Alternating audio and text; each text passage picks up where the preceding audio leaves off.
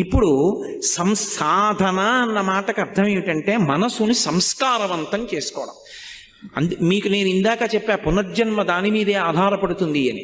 అదే ఓ రామాయణం గురించో భాగవతం గురించో భారతం గురించో మహాత్ములైనటువంటి గురువుల గురించో ఆలోచిస్తూ వెళ్ళిపోయాడు అనుకోండి, ఉత్తర జన్మలో మళ్ళీ గొప్ప విద్వాంసుడై పుడతాడు. తండ్రి దగ్గర చక్కగా అభ్యాసం చేసి అనుష్ఠానం చేసి పరమేశ్వరుడు యందు చేరుతాడు.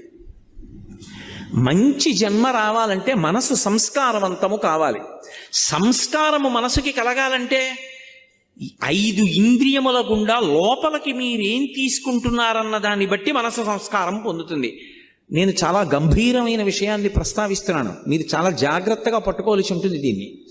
నేను ఒక మొక్క వేశాను అనుకోండి, ఆ మొక్క బ్రతకాలి అంటే అబ్బా దొరికిందండి మొక్క, నాకు దాని మీద ఎంత ప్రేమో అని తీసుకొచ్చి మా పడగదిలో పెట్టాను అనుకోండి, దానికి వెలుతురు ఎక్కడి నుంచి వస్తుంది? 2 రోజులు చచ్చిపోతుంది. అది దాని మీద నాకు ప్రేమ ఉండి అది వర్ధిల్లాలంటే దానికి నీళ్లు పొయ్యాలి, సూర్యరశ్మి తగలాలి, మేకలు తినేయకూడదు, చీడ పట్టకూడదు, పురుగులు పట్టకూడదు, కాపాడుకోవాలా వద్దా?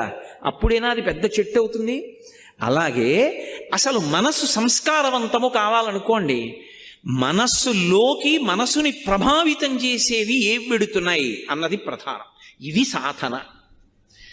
నీకిచ్చిన జ్ఞానేంద్రియములు 5 గుండా లోపలికి వెడుతుంటాయి విషయములు, అవి ప్రభావితం చేస్తాయి మనసుని. నేను కంటితో ఏది చూస్తున్నానో మనసు దాన్ని పట్టుకుంటుంది.